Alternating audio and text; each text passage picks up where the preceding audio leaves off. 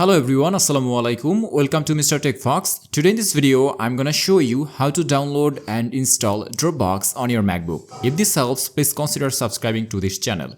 So first of all, we have to visit the official website of Dropbox, or we can search on the search bar of our official web browser, Dropbox download. And after then, we have to open the first page. And now you will see an option to install it. Click on this install button to download it. And here you will be prompted to log in with your account. Either you can log in with your account or you can skip this process. I'm clicking on this skip button.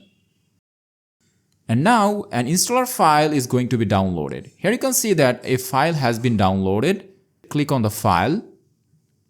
And now you will see an interface like this. Double click on this icon.